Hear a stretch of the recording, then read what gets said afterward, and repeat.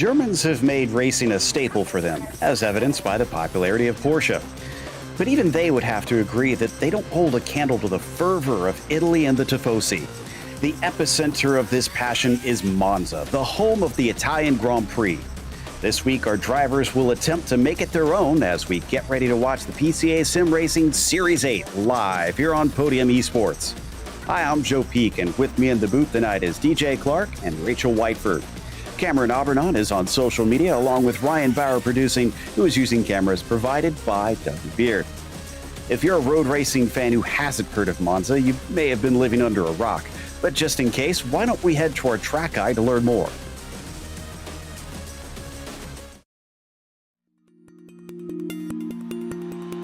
Welcome to Monza.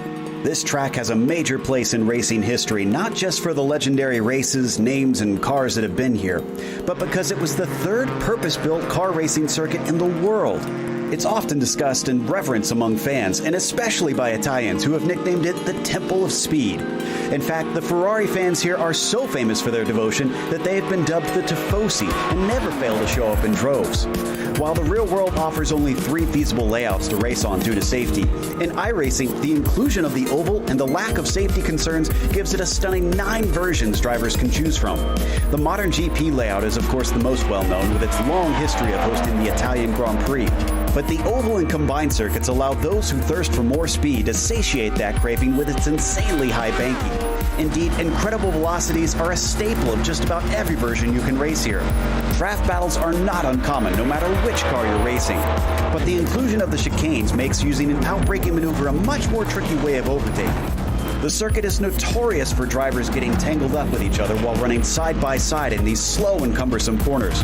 In fact, one of the greatest dangers for drivers is the first few laps when the field is still clumped together and attempting to navigate them 2 and 3 wide. While there are other modern circuits with high-speed straights, the fact that Monza sits inside the Royal Park just north of Milan and is still tightly lined with trees heightens the sense of speed here. All in all, Monza is unmatched in its history, thrills, and great racing. Its significance in motorsports history and culture is sure to be unchallenged for years.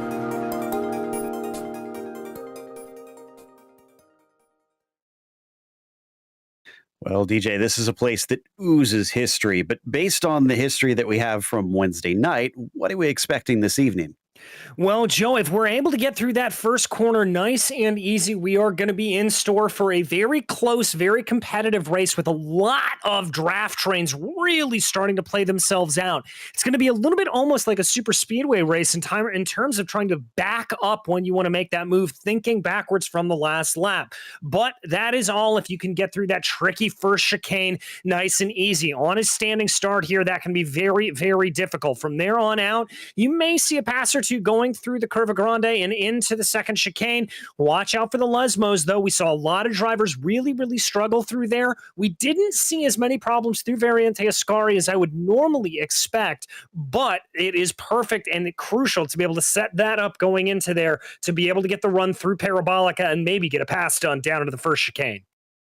Yeah, we'll have to keep an eye on that because that front stretch certainly saw plenty of battling last time out. But Rachel, the other thing I feel like we're probably going to be watching, because you brought this up before we came to air, the difference in lap times that we're going to be seeing here in the club class, because that seemed to have a big effect on what the racing winds up like in the race itself.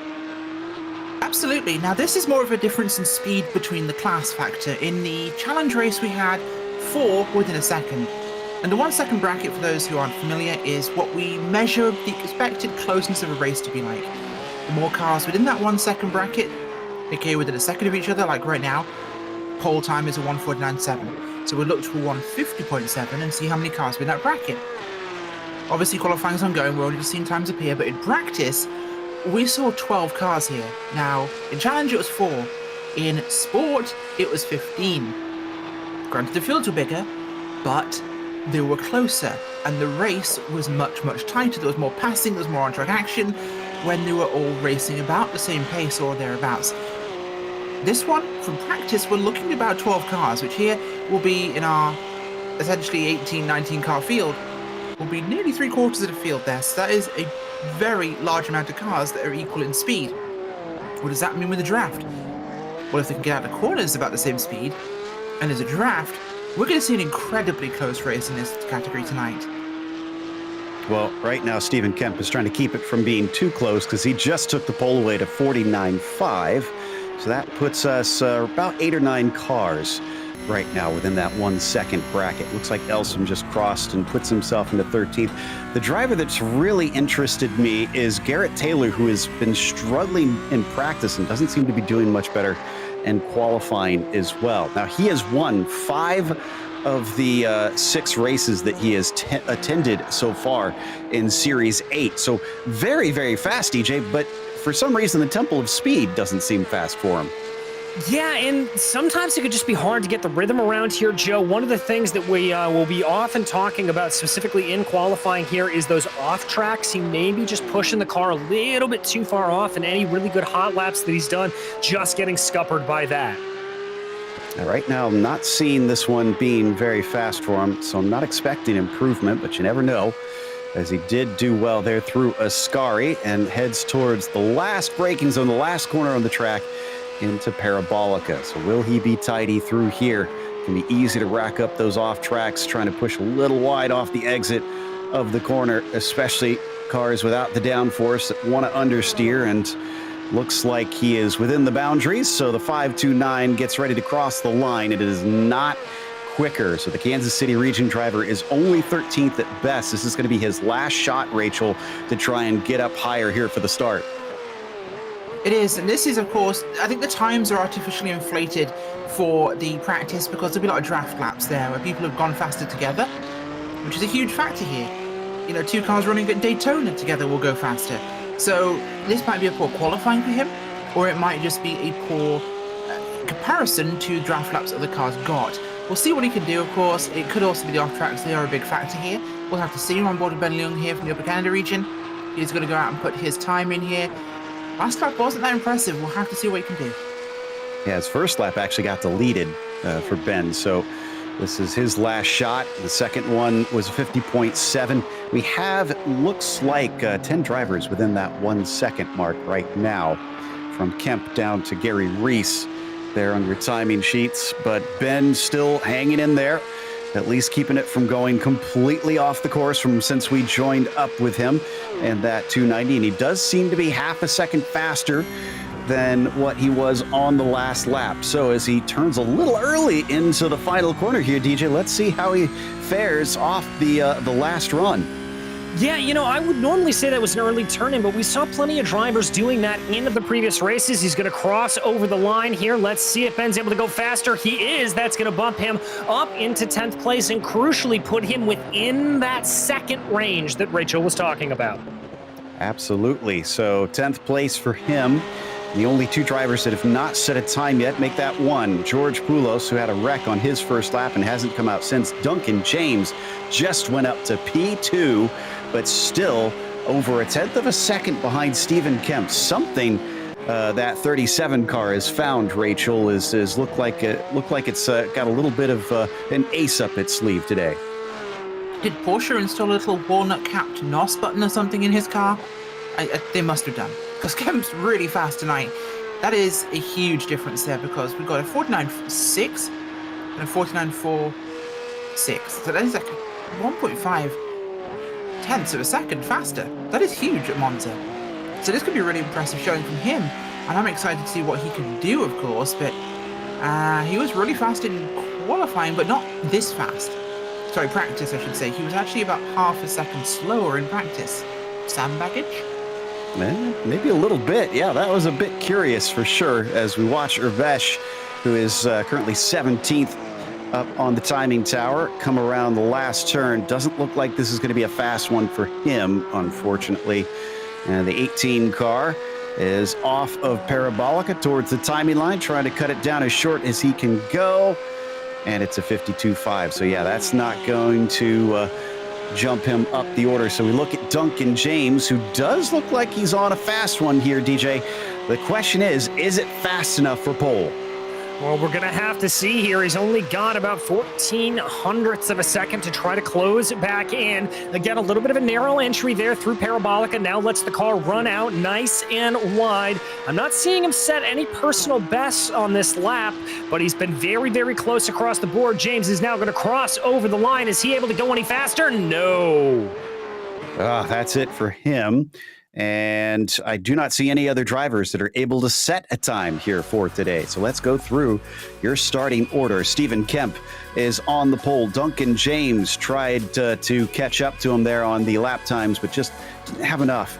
Fabio Andrada will start from third, and Jake Faulkner is fourth. Nick Facciolo, P5 for him. Michael Patterson is 6, and Volker Krebs, P7. And then it's Terrence Song, 8th, with James Hayosh in 9th, and Gary Reese rounding out your top 10. DJ? In 11th, it's going to be Ben Leong, followed by Logan Grotto, with Aaron Ambrosino and Ken Eskridge behind them. Garrett Taylor will line up in 15th, followed by Richard Franco with Neil Urbesh, Andrew Elsom, and George Polos rounding out your 19-car field. Absolutely, and that 1 second mark goes from first, it looks like, down to, I believe, 13th position.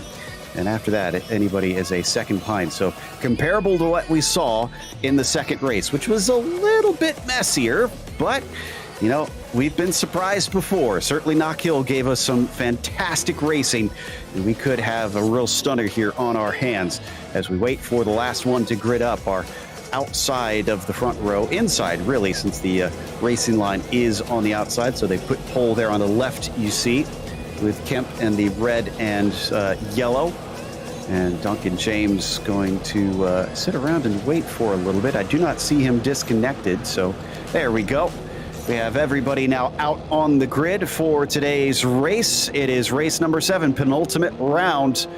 And the engines start to rev as the lights come up and the green flag is out. It's a horrible start from Duncan James. He's already getting swamped by multiple cars, and this gives a clear track for Stephen Kemp. Nobody's even close to trying to challenge that red and yellow machine, and they break down into the Redifilo chicane on the inside. Faulkner makes contact with Andrade immediately. He gets spun completely around, and he tries to back it off the track. That sends somebody on their lid as everybody tries to poke through, but unfortunately, Rachel, it looks like we did not get a clean one this time.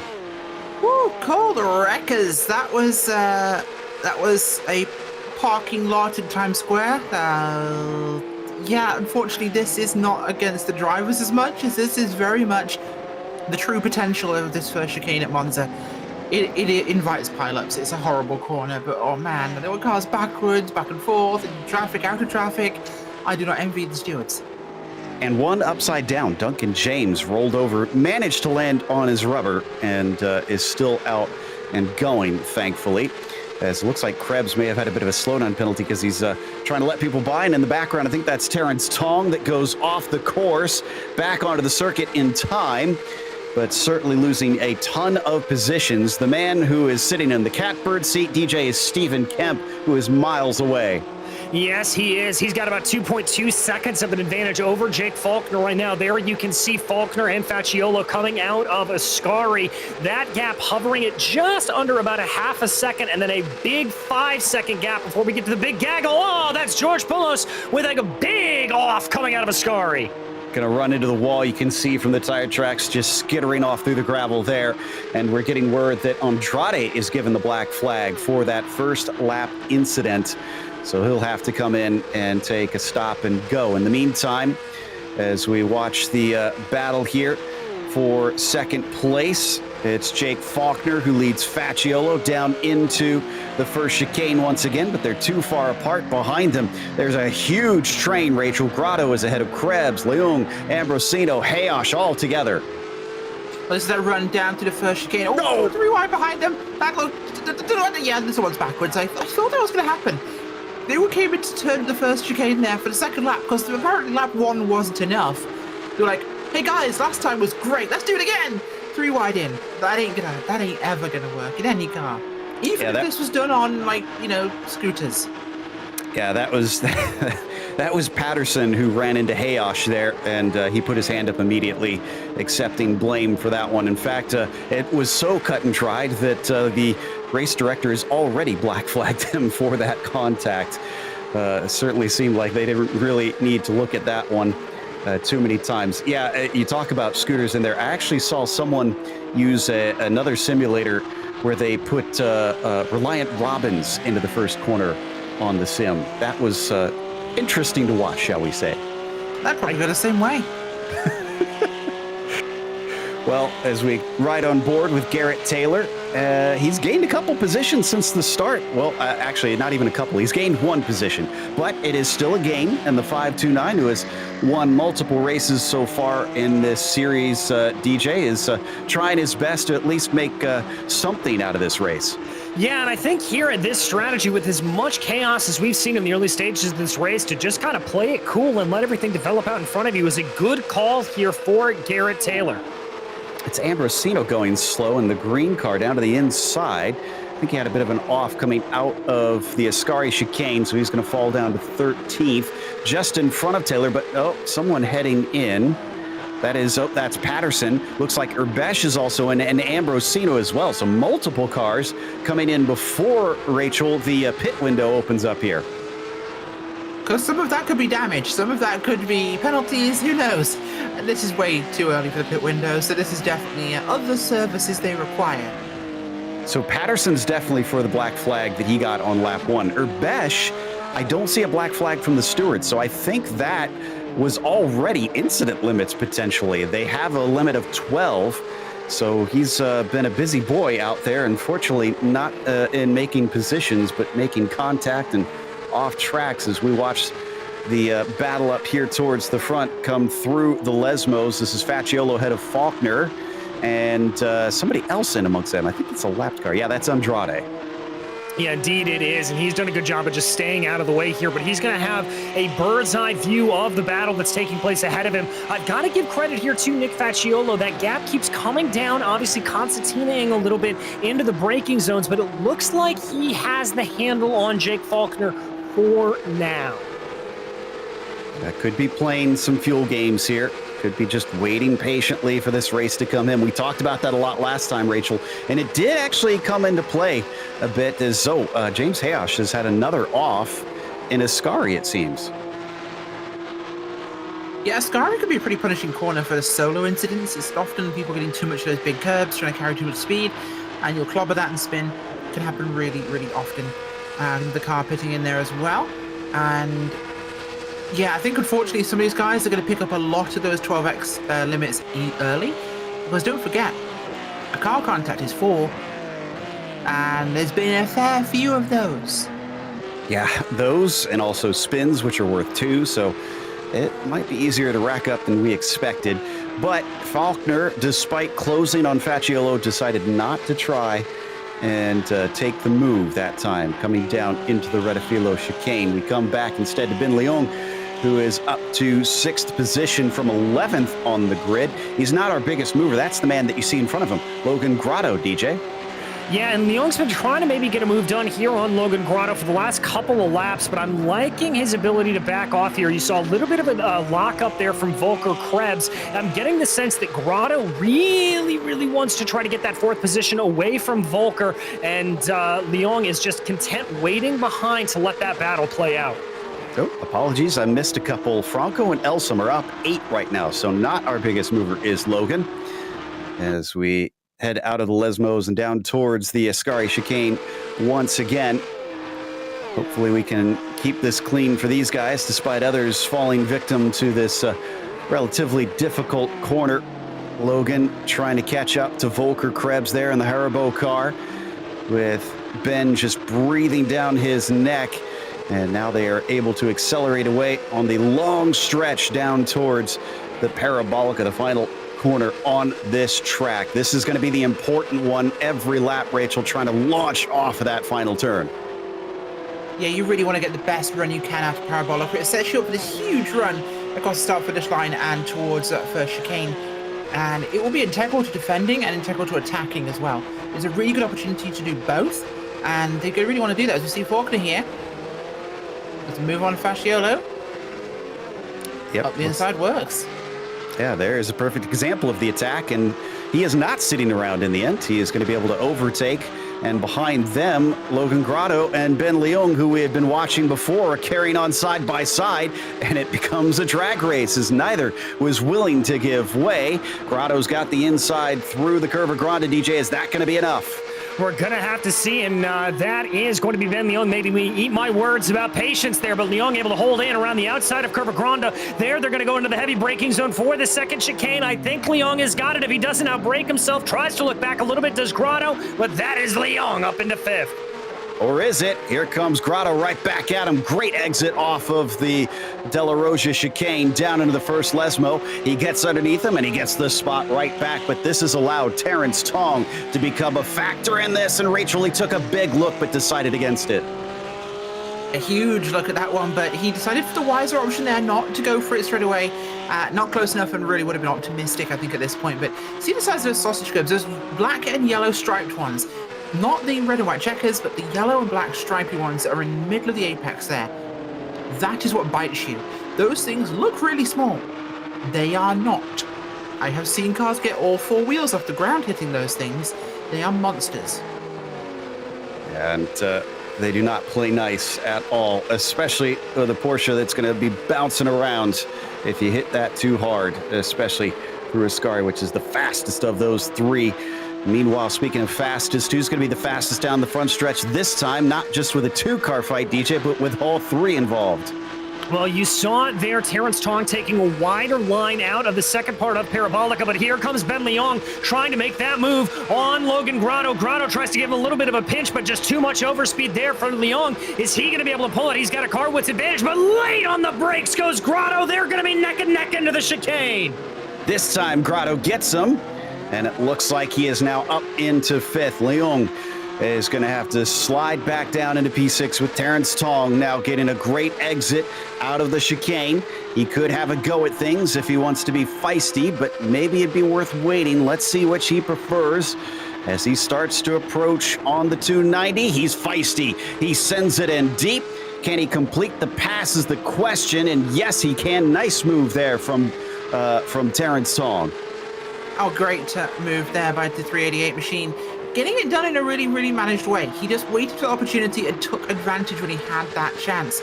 Put his car in the right spot. This is a big thing about Monza, is the setup. Absolutely. Got to be thinking well ahead of yourself. What is this corner exit going to do to the next one? Where am I going to put myself if I try to defend on this corner? As Garrett Taylor is still trying to gain a few more spots. He's up 6 now. That's a big difference from what we saw before. Only 1 after the first couple laps. And up in front of him, this is Richard Franco now in the 19. Just going to stay with him, coming down through Ascari behind him. It looks like they've got Andrew Elsom in there, still up 8 positions and tied for that hardest charger. But he falls back, and now Taylor dives forward, DJ. Could he have a move? I think he could, and Richard Franco knew it. That's why he dove immediately out to the outside lane there. Later onto the brakes goes Garrett Taylor down into Parabolica, able to get that Porsche GT3R woed up, and he is going to be well on his way as Logan Grotto coming down pit lane. And this is not for a black flag. This might be a scheduled stop for the 2. I do not see him with damage, so I think he's deciding to get out of this little tussle and see if he can get him some track position as Franco is going to go by on Garrett Taylor. Breaking into the corner, Taylor tries to cut back, but finds a car in his way, gets a decent exit, and it carries on. He has to switch to the outside there, Rachel. Oh, switch back is always a good one to see. I love the... Oh, it's so tight as they come through Curva Grande there. E529 pushing as hard as possible here. Garrett Taylor has found his steam, I think, here. He may have qualified poorly and been able to set a poor lap time, but put him on track with cars. This guy is going for it, and he is trying to go more places here. He's looking at Grotto up ahead, and this could really be an opportunity. Yeah, Taylor is doing his best to try and get back up to the podium. I need to check his lone round that was not a win was at Suzuka, and I'm trying to recall and find if he actually finished on the podium for that one. He's still ways off of that. In fact, he's about 25 seconds off the leader, which is this man, Stephen Kemp, as his tower continues to glow and hum dutifully next to his side. He is humming along here with the lead at about 5.6 seconds over the next nearest car.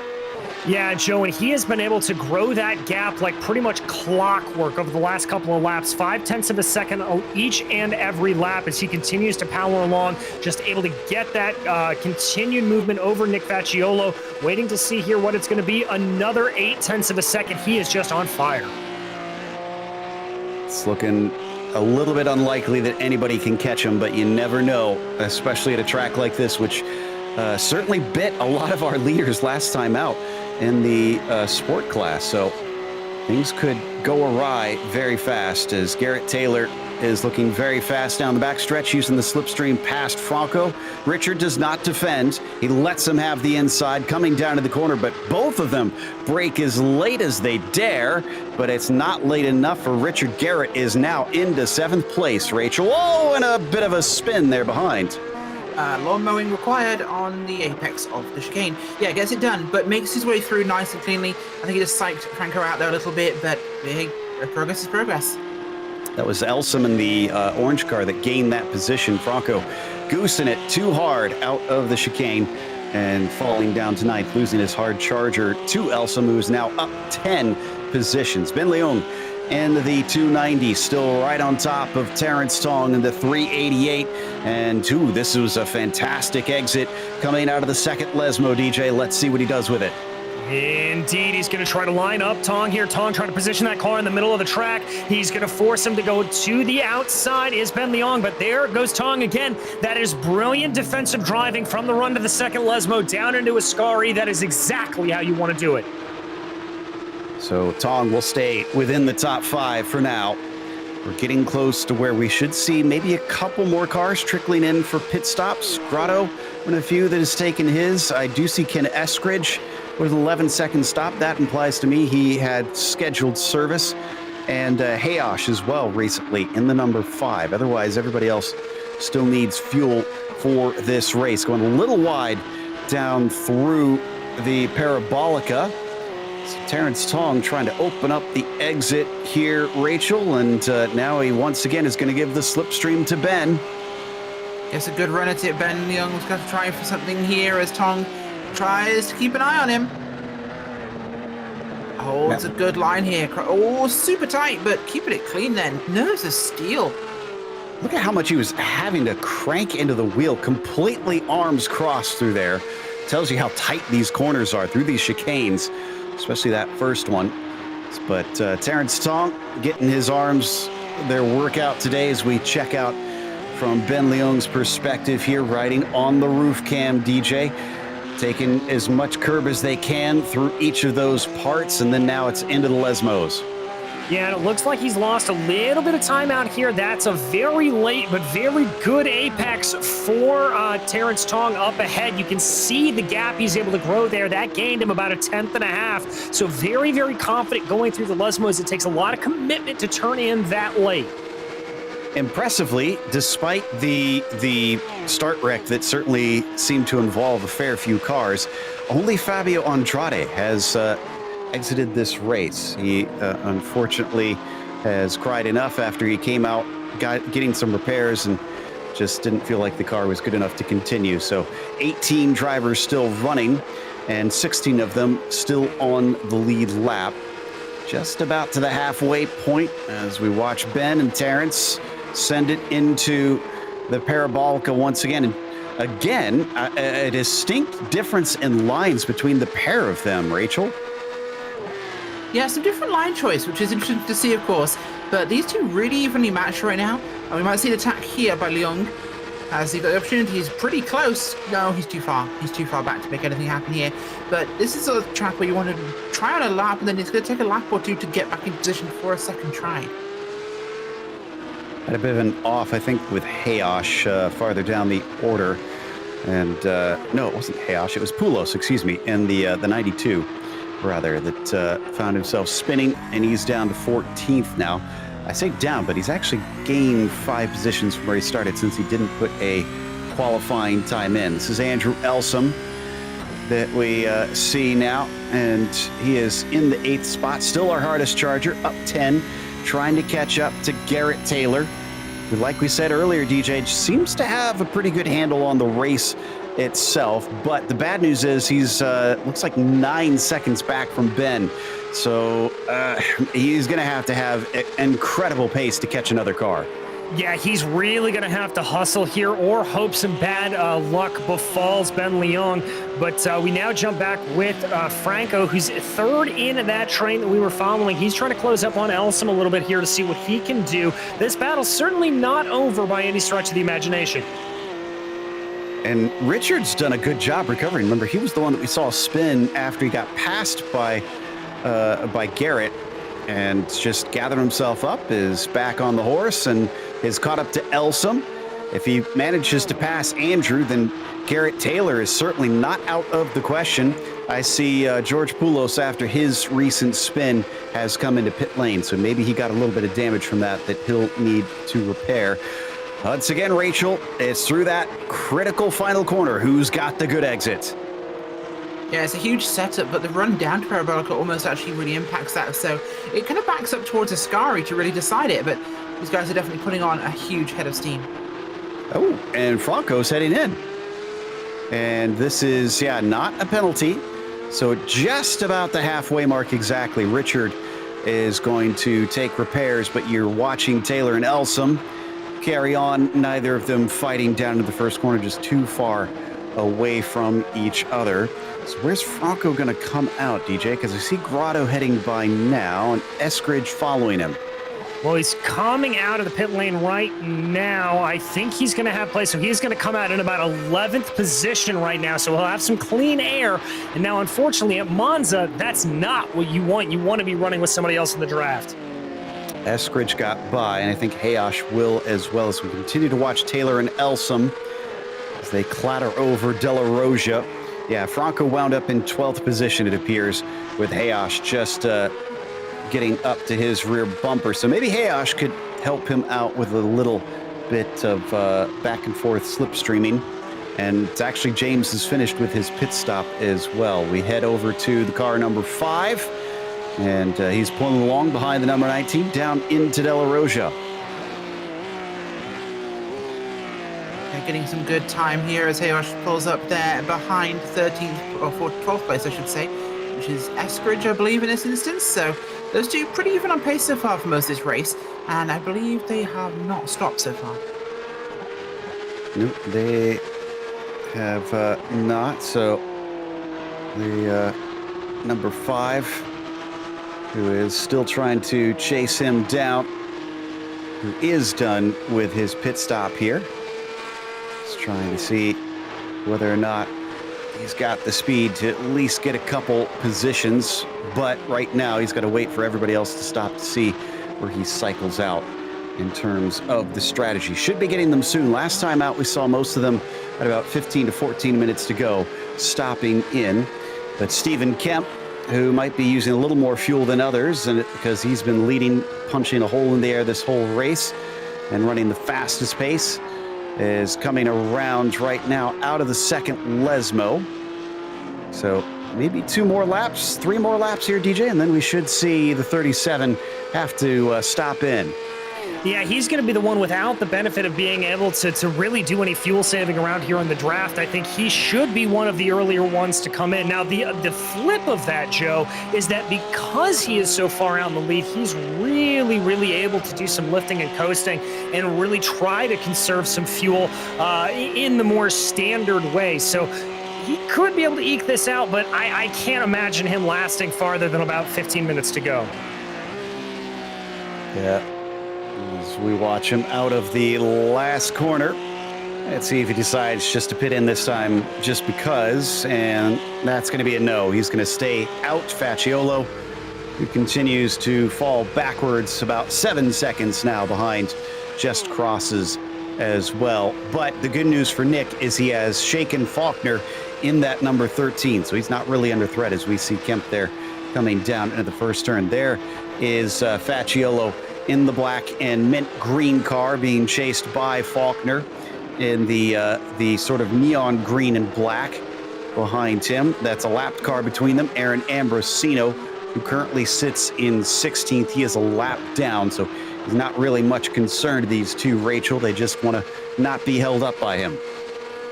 Yeah, that's a position you really want to be in. You don't want to get that sort of traffic in front of you in a track where going as fast as possible matters, and someone in the way at the wrong time is really bad for you. Southeast Michigan region driver James Hayosh here, still looking forwards towards Richard Franco. We'll see what either of them do here. Coming into Parabolica, a wider entry in a later apex. Actually missed the apex kind of completely there, but it won't be a fast lap because he didn't get all the way down there. I think if he'd got the right slingshot, he would have been good. Yeah, this is all the drivers who have hit it at least once, but some will probably need to come in a second time. I think Patterson amongst them. Here's the next one down. Franco just watching his mirrors, but no dive or show of himself in the number 19's rear view. So Hayosh will continue to wait. So we need Kemp through Elsom that you see on the left-hand side to pit in right now. And then that will start to sort out the order after the strategy, and then it's going to be all down to who can pass who on track. And in fact, it looks like Kemp is pitting in right now. All right, so there it is. Your leader diving down pit lane, deciding to do that. We continue to focus on this battle farther down in the field between Franco and Hayosh, who both have made their pit stops. But I do have to say, I think this may be a little bit early for some of them, but the 5 looking pretty good here. How's he going to handle the second Lesmo? It seemed pretty decent, but I don't think that's enough for a run. Just not a long enough straight here. Volker Krebs is also in. And Stephen Kemp is showing is missing on my timing and scoring. Has he had a connection problem? I wonder. He hasn't come back yet. Looks like Faulkner's going to be the first out. No, he's not our leader. And it sounds like our onboard cam with Stephen Kemp is also not working. We don't have the official word yet, Rachel, on iRacing itself, but I suspect that Kemp may have lost the lead due to no fault of his own. Oh, that's going to be awful if that's the case. I am gutted for him. Oh, the worst way to lose a lead of a race. Yeah, I've had that happen to me before. It is just maddening. It looks like Hayosh, still chasing on Franco, is once again not going to be able to get up to them. But look at this. Elsom, who just exited from his pit stop, is now in front. This has become a 3-car fight. Make that 4, because it looks like Garrett Taylor is also in front of them. Yeah, Taylor really hasn't been able to pull away as much as I thought he was going to be able to. He only has about 1.2 seconds ahead of Andrew Elsom right now. But yeah, this definitely shaping up into a 3, almost 4-car fight. We now have official word from the iRacing simulator that Stephen Kemp has lost connection to the server. That means he can get back on, but he is going to be many positions down from here. And behind the scenes, we're hearing that it might be his VR headset that crashed on him, as it looks like Rachel Facciolo is now the latest to pit in. Yes, he will be now, which will break up that little grouping he had with... Oh no, Facciolo, no, Franco, sorry, I got that one wrong. Facciolo, who is now our new leader, essentially, by de facto here.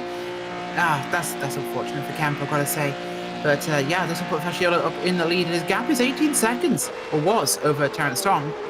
Where's Tong? Tong's also in pit road, so is Leung. It's pit road bonanza right now, as everyone's hitting the road. Ooh, but Facciolo was 2 seconds slower than Faulkner. Faulkner's coming up. He's going to be able to gain a lot here, but is it enough? No, it appears not. He will be, it looks like, about 1.2 behind him. So the race for the lead might not be over here, DJ. He's just on the verge of feeling that slipstream. Yeah, he needs to try to close that down by about 0.3 of a second or so to really try to get that full approach. But he is going to be pushing, rest assured, Jake Faulkner is. Now, the question is if he saved a little bit of his tires here. We haven't talked about tire wear over the course of the race, but that could be something. Also, life is looking pretty sweet for Volker Krebs here, Rachel, because he is up onto the podium. That's a gain of 4 for him. It really is. It's a big move for him, so it'll be really important to see what he can do with this. But it's going to be tough to see if he can hold on to it, because him and Tom were really neck and neck. This could be an interesting positioning. Yeah, Gary Reese certainly going to try and threaten here and see if he can steal away that champagne. As they come out of the second Lesmo, 0.7 of a second to try and make up. Our closest fight is still between Elsom and Franco in the 10th position, about half a second apart from one another. Everybody else is farther away than that, but it could all crunch back down together once again. In fact, we watch from onboard Richard here, DJ, the 19, looking back at James. Indeed, just trying to see what those angles are going to be as we get down into these closing stages. You do not want to lose any of that draft train. You see how close they are trying to stay to the exact tire tracks in between. Kemp looks like he is reconnected. Unfortunately, he's a lap down in 17th right now. That 37 is certainly not looking so hot now after he dominated this race, just pulling a gap, going farther and farther away from anybody who had no hopes of touching him. But right now, it looks like Hayash continues to hope that he can not necessarily touch, but pass on Richard Franco. And Richard does not look fast here, Rachel. It seems that James has a great run. He does have a huge... No, nowhere near huge enough. It goes tie by tie. No, it could be. He's at long. He's dropping back in line. I think he's going to give up on that one just in time for the corner. Smarter choice there. I thought for sure we were going to get a move done. So Franco still in 11th. Elsom just ahead of them in P10, and Garrett Taylor a gain of 6 so far. Elsom right now the biggest mover, as he's gained 8 positions up to that 10th spot. And I think he was, I believe he was our last driver to have set a time in qualifying. So he's not letting that certainly hurt his hopes today. No, he certainly isn't, Joe. As we continue to watch here, Franco just trying to hold off Hayash. I think Hayash may have a little bit of an advantage here for him if he does, but he's just looking like he doesn't want to close at this moment. He's just trying to find that high percentage chance to be able to make that move. Absolutely, and also worth noting that I believe we're looking at 6 laps to go. Yeah, 6 laps to go this time by, so it's coming down to it. Drivers have got to hustle if they want to try and get positions, especially these guys back here. And one of the closest battles on track. Hayash just so tantalizingly near. And Franco, once again, doesn't seem to really have the corner exits, Rachel. It seems like Richard just keeps slipping up some way or the other. Yeah, I think that's the case, of course. It's going to be one of those times where luck will factor hugely into a race, and with the draft being so important here, just making the wrong move at the wrong time will really cost you hugely, and it can add a very indecisive element to this, because you get in a bigger train than 2 cars and it all becomes completely off the chain. Almost draft locked a little bit, it looks like, as Elsom is trying to catch up to Taylor, but Taylor's just a little bit too far away, but he's pulling him along, DJ, and that makes it hard for Richard and for James. Yeah, indeed. Oh, but there comes the moves there for James Hayash. He's going to pull out to the outside. Let's see what he can do around the curva grande. Richard clipping a little bit of the dirt on the exit of Rettifilio, and suddenly this opens the door for Hayash. The 5 is ahead. He cuts back into the racing line. That's job done, and into 11th he goes. I guess it done nice and easy there, as this is a really good dogfight we're seeing on track around these cars. Getting some really, really good runs in, but there's a lot of time still to play with this one. Hayash, Elsom, Taylor, Franco, this grouping is pretty potent. Faulkner here, P2. You can see him, he can smell Facciolo. This could be a lead fight we'll see in our future. Yeah, that's dropped down. It was as high as 2 seconds before. I wonder if lap traffic caught Facciolo out a little bit. And I'm checking to see lap times here. Last one's a 50.6, Faulkner 50.3, so 0.3 slower, but this time 50.5, Faulkner 49.7. No, this is not Nick slowing up, DJ. This is Jake speeding up. Yeah, Jake is on it here, and this is the battle for the lead. He is pushing with everything. Not going to be able to get the move done down to the first chicane, but that number 13 machine looking very, very strong. So now 0.5 of a second between them with 5 laps to go. Facciolo is going to have to really make that Porsche wide for the remainder of this race if that is really representative of Faulkner's speed, Rachel, because that, like I said, that was 2 seconds. That was impressive that he cut that down that quick.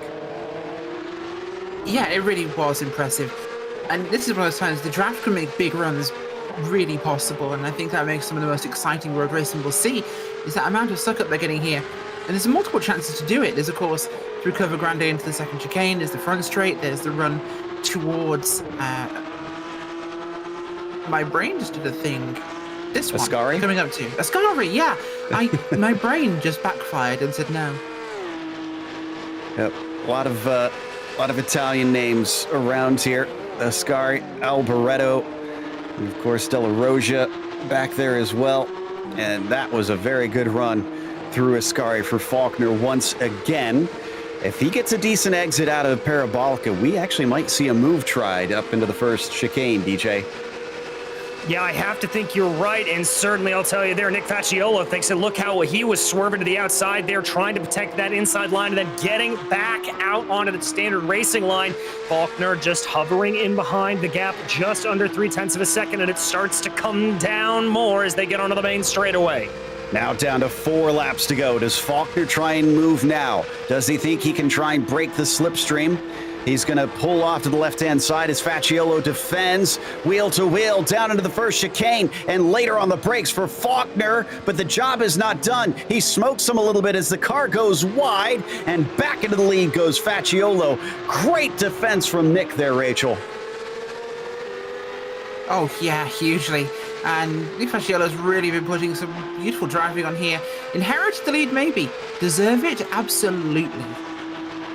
Yeah, he put himself in the right position, and now he's going to make Faulkner work hard for it.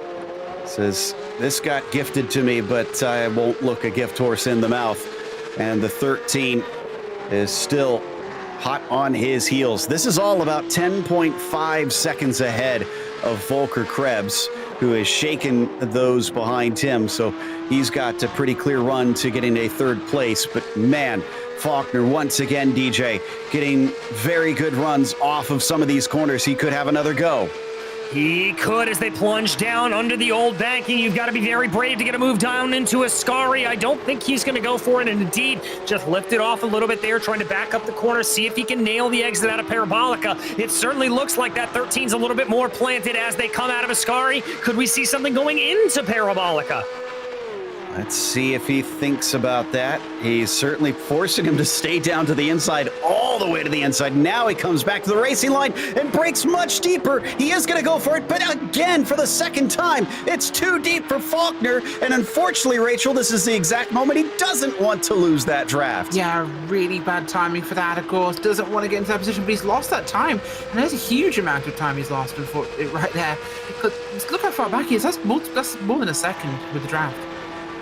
He's outside draft range, most importantly. Yeah, he's going to have to really get back on it and see if he can cut that down again. Both of them are hustling. I can see them really go deep down into that first corner. Now that Facciolo has broken that draft a little bit, DJ, I'm sure he is pushing like hell. Yeah, he really wants to try to keep that gap above a second here at this point. He does not want to give Faulkner any chance to be able to close back in, but the bad news is that Faulkner's already got it down to 0.9 of a second. Oh, he is fast today. Faulkner starting this race from 4th. He was a position ahead of Facciolo. I think that opening incident there through the Rettifilo chicane on lap 1 may have helped Nick a little bit. Got the track position over Faulkner, and he's been holding it over Jake's head ever since. This next time by, it is going to be 2 laps to go, Rachel. Yeah, it really is. And not a lot of time, like you say. This is going to be a big impact, and that mistake has cost hugely. Looking here at Logan Grado in 6th place, the Golden State Region driver is all over here. The back end of 5th place going to be Ben Young. Young's dropped back. He was in that position to really have an opportunity, but the big shocker here, Volker Krebs looking at a podium potential here. This is huge. Absolutely. And Grado, who probably wants that spot back. Remember, he and Ben were fighting hard as Ben goes a little deep down into the Ascari chicane. They're going 10-10s all throughout the field here at this stage, and that really hurt him, DJ. Look at how close Grado is starting to get. Very close indeed. I wouldn't be surprised if we see a little bit of a poke out here from Grotto, but it looks like Ben Leong's going to cover it off. They're both going to take the same line down into the Parabolica as they come around. Looks like Grotto's trying to see if he can take a little bit of a narrow or mid corner there to just maximize the speed, sort of diamond it off, as it were. This is going to be a decent one, but he'll have to be aggressive. Does Ben cover him off? No, he's going to hold off to the left-hand side on the racing line, and Grotto can't quite do it. It's just so close for these drivers. I'm sure it is difficult. It's a little wide at the second apex for Ben. Certainly gives a whiff of hope for Grotto, but we come back to Faulkner. Rachel, I gotta think with a name like Facciolo, he might be from New England Club here on iRacing, but Nick has got to be taking some personal pride in trying to take this victory, and it looks like Faulkner's dropping back very fast. He is from New England Club, of course, and it wouldn't hurt if he's getting a little bit of that Tifosi power, the Italian name. And there was some sort of issue from Faulkner. Did he have a cut course penalty? That is the only reasonable explanation that I can come up with, Joe, as to why he slowed down there. It wasn't a fuel issue, wasn't anything like that. Just slowed down through the Lesmos. Well, I'm not sure what the heritage is for the 717 driver, but this has got to be an exciting moment for him because Facciolo is getting ready to take the white flag and now has a huge lead over Faulkner. Also, I believe Hayosh just overtook on Eskridge. Is that what I'm seeing correctly? Yes, he did. So that's for 7th position back there in the mid-pack. Yeah, big difference there for that. So that's a huge move for him. Looking here at Grado again, looking towards Leong. It's a rough run here. That wasn't great there through the Parabolica. Really just duffed up the apex, and you saw how much that gap opened. Really big advantage to Leong there. Leong's actually really had that dialed all race. Every time I've seen him go through Parabolica, he's absolutely floored that thing. Yeah, I think Logan was trying to square off that exit a little too much, and it backfired in quite a big way.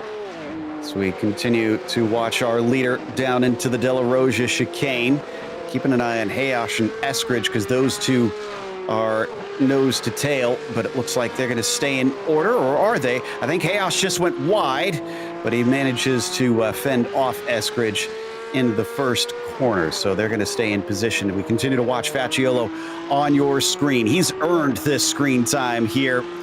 Found the lead, suddenly just plopped into his lap, and he has fended off quite a charge from Faulkner, who's still well away from Krebs, so looking like a solidified second place for Jake, DJ. But just a couple more corners to go for the 717. Exactly, and he can start to back off a little bit, try to be a little bit calm as he drives around. Faulkner, by the way, in the 13 has had a scruffy couple of corners there. Not exactly great for him. He's going to be able to maintain about a 5-second gap over Volker Krebs, but not the last couple of laps that he would have liked. One more corner to go for Nick Facciolo, who I don't believe has had a win in this series. This is going to be a big one for him. No wins yet for Nick Facciolo. In fact, I think only one podium as he crosses the line to make it 2 with a win here at Italy. Huge one from him and Faulkner as well, but Krebs as well. Here comes the Haribo, bringing home the candy in 3rd. Oh, but I think Grado just passed Leong into the final corner, and he's going to get this at the last run, or will he? Ben is going to try to come back at him. It's going to be right at the line. Who's got it? And I think Leong got it back. He did. Did Grado run out of fuel at the finish? He may have, Joe. That was absolute millimeters, and we've got another very close battle here. This is going to be Franco and Taylor. And I believe that is going to go to Franco, who finished 28 thousandths ahead of him. It was 9 thousandths between Leong and Grado. It is mighty close, and Patterson will have to wind up the last one on the lead lap, which is honestly a good way to wrap it up for him, considering he started with a black flag in this one. But there's your finishing order. Facciolo, your winner, with Jake Faulkner in 2nd and Volker Krebs in 3rd. Terrence Tong just outside of the podium, but managing to beat Ben Leong by the smallest of margins. Ben finished 5th or excuse me, it was Ben beating Grotto by the smallest margins. Ben was fifth as Logan was sixth. Hayosh was P7 and Eskridge P8. Then it was Franco finishing ninth ahead of Garrett Taylor, who definitely didn't take a win today, but at least got a top 10, DJ. In 11th, it was Andrew Ellison, followed by Gary Reese and Michael Patterson, your last driver on the lead lap. Aaron Ambrosino was 14th, followed by Stephen Kemp and Duncan James. George Palouse, Neil Urbesh, and Fabio Andrade rounds out your 19-car field. And I believe we're going to have a quick chat with Nick Facciolo here in a little bit, and we can ask the question we've been wanting to ask. Nick, congratulations on the win. With your last name, I have to ask, is there Italian blood in you? Because this has got to feel good here. Oh, it feels great. I think there is a bit in there somewhere, but who really knows? I'm a bit of a mutt myself. It's okay, but you can take honorary Italian pride here today. You found it a little bit gifted to you today. Obviously, we can't deny that happened with connection problems there for Kemp. But once that happened, then suddenly Jake Faulkner's all over you. Talk about that battle. I don't know how I kept ahead of him. I think he had the pace night and day. I think even earlier in the race, I got around him purely due to a mistake, and I just had no front end left on that car. It was just trying to go straight, not stopping, not turning, not much of anything. So very fortunate to keep him behind me on this one. This is how everybody wants to end the season. You're on the upswing, even though you haven't been able to attend all the races. You had a podium back in Suzuka, and now you come in with a win. What can we expect at Zandvoort? Oh, there's only one place to go, only one place that'll make me happy, and that's another P1. All right. Well, we'll watch out for you. Anybody that you want to give a shout out to while you're here? Of course. I'd like to shout out to my girlfriend, Alex, and our dog, Brooklyn. I hear we're doing dog shout outs. And my good friend, Anvesh Garjala, who's the inspiration for my livery at Boston Materials. Well, it's a very pretty livery there on that number 717, as that was Nick Facciolo.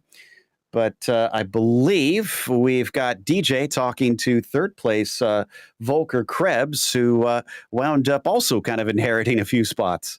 Indeed, Volker up 4 positions on the day. Did you think you had a shot at the podium when you came on into the start of this one?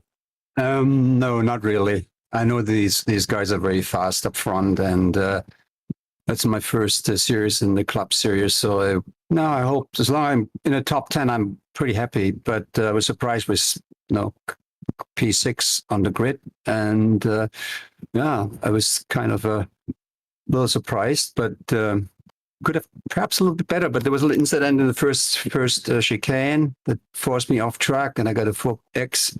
That was the only one I got.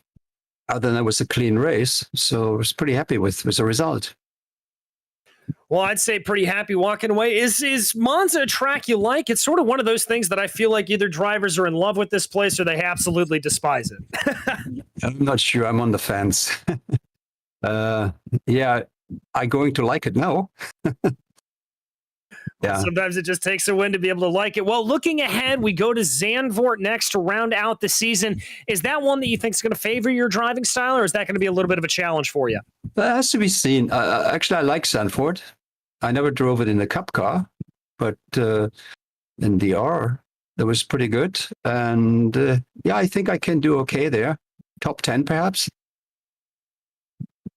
Well, best of luck to you there. We'll be hoping for a top 10 for you, Volker. Anybody you'd like to thank, though, for the podium here today? Well, like you guys for the great job you're doing, and also our team from PCA Racing and all the other guys here that make it possible to have great races here. And and then my family. Yeah. All right. Well, thank you so much and congratulations again. That was Volker Krebs, your third place finisher here today. And now, Rachel, I believe you've caught up with a P2, Jake Faulkner. Certainly have. Jake, busy race today. How was it trying to play with Facciolo and dealing with the traffic we had here today, which was pretty significant? Yeah, it was very up and down race for me. I think I definitely had the pace today and just kept making mistakes and some problems with my VR headset. And then, but Nick Nick did really good, and all the traffic, it wasn't too bad. Uh, they let us by pretty easily, and it's really good. And I was happy with the clean racing that I got. What happened to you at the end?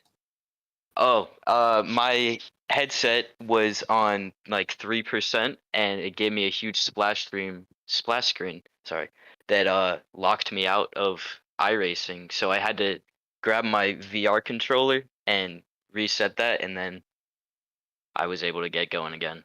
Luckily, didn't lose any more positions than I already had, but I think I probably had a shot at Nick right at the end if that wouldn't have happened. So this is why wired VR headsets are the way forward. I've been telling myself this for some time. Yep. But no, obviously these things happen. It's unfortunate. Hardware is hardware. We'll have to see what you can do at Zandvoort. Of course, is that track you're going to be good with?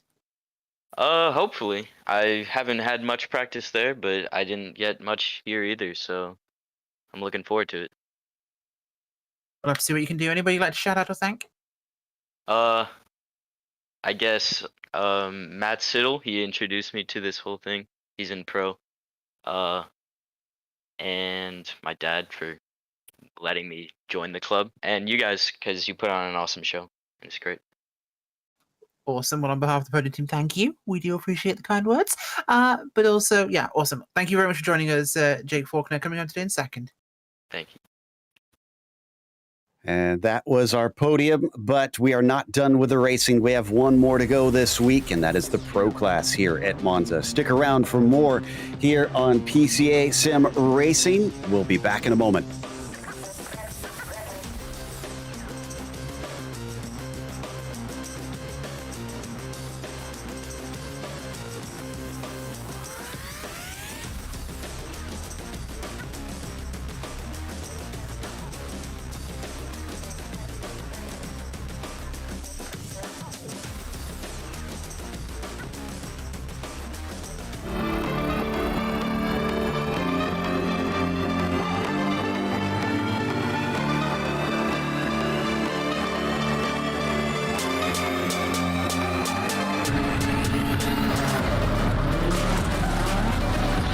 Side through the corner. This is for the win.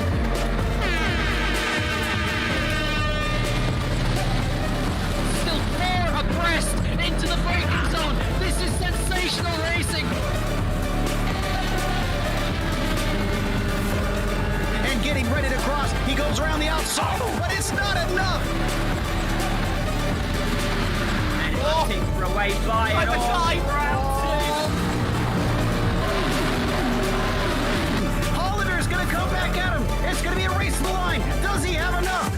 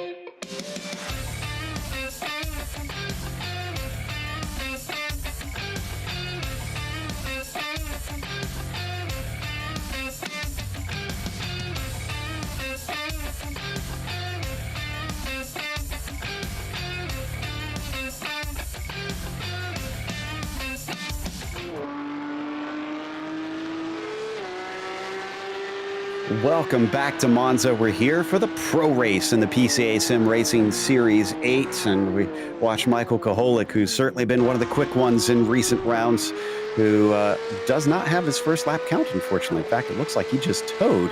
So Trey Drawhorn is your provisional pole sitter in the midst of our qualifying session with a rather massive 2.72 seconds over Ed Nelson, but there's still multiple laps to be had. And honestly, DJ, I'm expecting this one to be close after qualifying is over, because this group is kind of known for not making mistakes. Yeah, exactly, Joe. This is the best of the best when it comes to the Porsche Club of America and the PCA Sim Racing, so watch out for them. Not a lot of time. The top looks like 9 or so, only separated by that crucial 1 second that we talked about, so maybe a big draft train at the front and still plenty of good drivers. About half the field yet to set that time down. Well, right now, Chris Pies is out there in 5th, but I think he'd like to be up there a little higher. So we watch J.R. Gregory as well, who sits in 14th. Last one to have set a time so far. But Pies comes in with actually a bit of a gap in the points. And he hasn't clinched it yet, but if some of his rivals have a bad day, he could clinch it today. So a good finish is probably top thing on the mind of the 14, I've got to think, Rachel.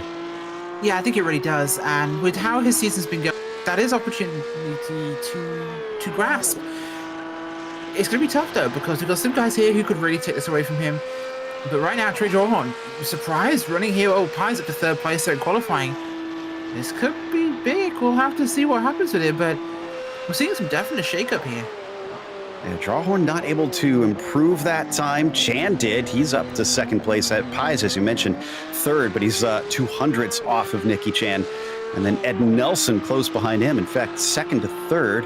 Looks like it's split by less than 1/10 of a second. So that is going to be a fun one to watch, no doubt. So I'm sure Drawhorn would love them to battle with one another after the start. Koholik is back out and trying to set a time, but his first 2 laps have been deleted. So Michael will get one go at this today as we watch Charles Yao, who gets bumped down to 14th just now, as I think Ed Nelson just managed to improve, and so did Brody. So Yao on his final flyer is going to try and see if he can go that little bit quicker than his 49.8. Our 1 second mark currently looks to be going to about 11th for this group. Yeah, it's about where it is, Joe, but I think we could see some of those times come around. 2 drivers, as we already talked about, Michael Koholik, a driver certainly to watch out for. I also think Saibal Banjo-Paje, another driver that is very, very quick. He could be another one to get up there. There is the onboard with Michael, the geodesic driver, the Great Plains region driver, working his way now through the Lesmos. Looks like that's a good line for him. Like that he's got his mic kind of right in front of his face like this, but it's not a headset mic. Not often you see that here with the onboard cams, but he continues on his way down to try and see if he can get a time in and what it will set him to here today. And as the number 7 brings it out of the final chicane, so far from what we've seen, this has been within the boundaries. Drawhorn is still our leader. He did not complete his final lap. Chan didn't go faster. Pies didn't go faster. And Ed Nelson didn't either. So this could be an open door for Michael Koholik. And as he comes out of the final corner, did he get a clean one in? That's the big question. It's probably going to be fast knowing him, as he crosses the line of 48.4. Yeah, it's going to be fast. He is nearly 3/10 ahead of Drawhorn, Rachel. This gauntlet has been thrown down. It really has. Now, 1 second gap is smaller right now. It is up to 12th place. So maybe 11th, 12th, depending on how we want to cut that cake. But here comes Bandia-Paje. Let's see what he can do. Now, I think Koholik might actually be a streamer, because there are quite a few, of course, in this whole series of PCA. So maybe he's broadcasting himself just like we are. Ooh, broadcastception.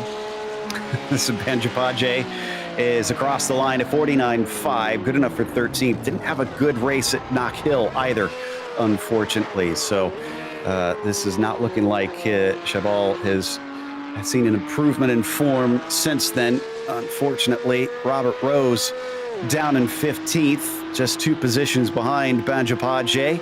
Crosses the line, does not go any quicker. And I think Cyphers might be able to get across in the 10th place car. I think that might be our last one. Yeah, that's going to be our last one to be able to finish a lap here from the Sacramento Valley region, as my mind combines words once again. The 95 out of that last turn and down to the finish line looks a little slow here. I don't think this is at speed.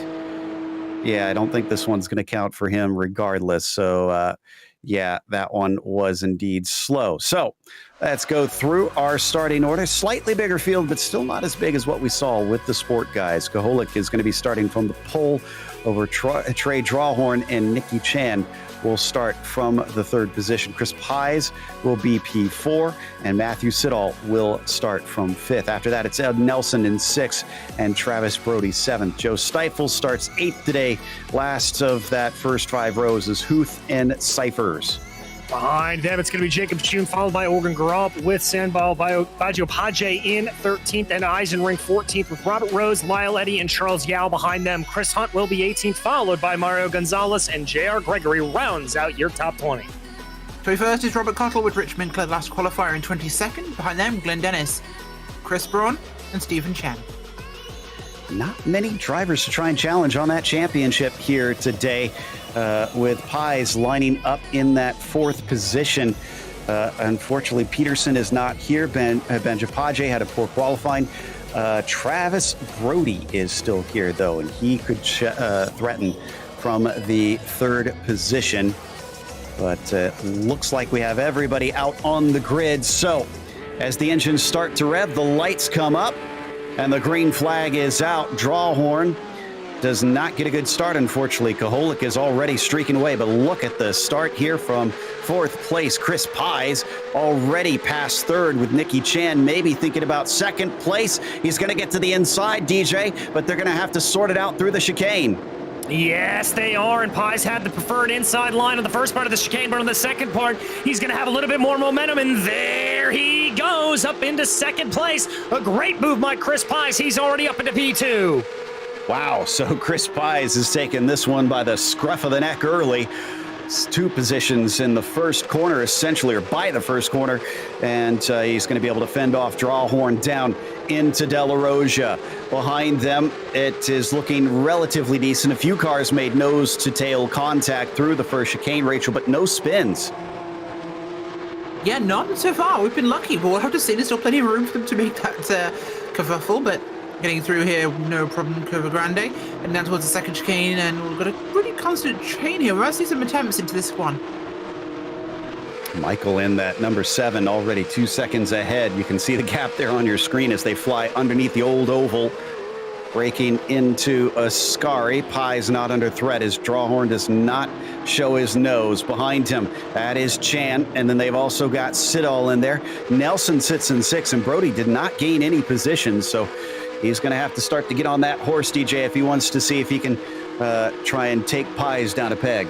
Yes, he is. Nobody really poking their nose out, going down into Parabolica. That's what I would expect. You want to line up this corner to be able to get the run down into this long front straightaway. Whoa! Big wiggle by Nikki Chan. That's him almost out into the kitty litter.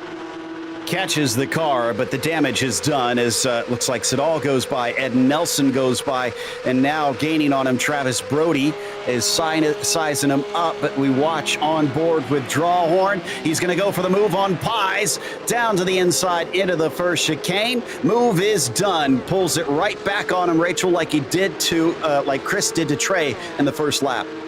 Oh, hugely, yeah. Got it done exactly the way it needed to be done, and nice, quick, and sharp to the point. This is not a time to mess around and be side by side with people. You really want to make sure things are done quickly. Huth here is coming up towards the P8, so he'll be coming up on the back of Brody now. Not close enough for any kind of attack here, but there's a good Constantino ahead of them that could really... Oh, opportunity! A mistake, but it wasn't a big enough mistake. He keeps him behind. I think he backed up a little bit as well there. That was Brody going wide at the exit, and Yeah, he fends him off. Stifle wanted to try and make a move as well, but nothing doing there. They all just unfortunately crunch together here, DJ, and they're going to be very close on the way down into Ascari. Yeah, indeed, Joe. And this is where those big draft trains that we've been kind of hinting at all week will really start to come into play. Waiting to see if anybody's going to poke their nose to the inside of Ascari. Not the preferred area to brake, just a little bit too light on the brakes to really get it. You're going to have a better luck going down into turn one. Looks like most everybody keeping it single file. Oh, but look at that. We're starting to see some weaving back and forth as Drawhorn wants to cut off Pies from the pole, as it all is now with them as well. Look at this battle down into Parabolica. Brody trying to catch up to Ed Nelson here as we ride on board. And oh, Nelson has a black flag. And that must have been something with the sim itself, because I do not see anything from the stewards. Here comes Brody once again. No, Huth, excuse me, on Brody. He couldn't get the move done down into De La Roja, maybe into Redifilio, and Brody is not going to fight it. He lets him through, Rachel. Yeah, probably the most sensible move to make there. Really not wanting to put anything into too big a problem, I think, at that stage, but it's, yeah, you've got to really be kind of cautious about whether you actually go for something or try and defend at this stage. Now we're on board with Lyle Eddy as well. And this is trying to chase on Ed Nelson, who gave up the time from what I believe is a slowdown penalty. Oh, not sure if that was attack or defense from Nelson. Either way, they held position. And in front of him, that is Ed Eisenring in the red, gray, and black there in the number 929. I find it interesting, DJ, how distinctly different the races have looked, because the pros seem very measured. Yes, we've seen some aggressive moves, but everything's been very calculated.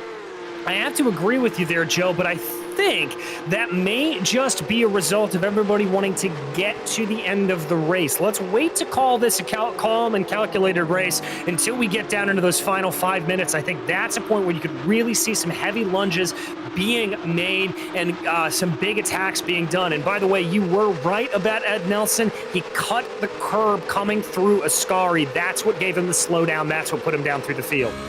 This is a massive train that we were seeing on that long shot on the run to Parabolica. We're back with Pies, though, and I don't think it's a long shot that he'll have a chance to battle with Drawhorn. In fact, he's got a slipstream. Drawhorn not covering off the inside. Pies wanting to go for it. He's going to take it away, but they're going to duel under the brakes down to that first chicane, given space there on the right-hander, switching back. Drawhorn fends him off for now, Rachel. Yeah, absolutely, and just keeping himself in a good position there. Does what needs to be done, but a lot of low one car going through. No, that would be the first chicane. Someone made a big mistake there. But a side-by-side here, 56, and that's a car behind it. That could be Grau. At Cyphers there. Still very heavy. Oh, Cyphers, yeah, still hugely heavy traffic. Yeah, this is getting very checked up behind them. At Schum being chased by the 95. Garalp and Banjo-Page are also trying to battle behind them as well. There you see them flash through the screen, wheel to wheel, coming through the Lesmos.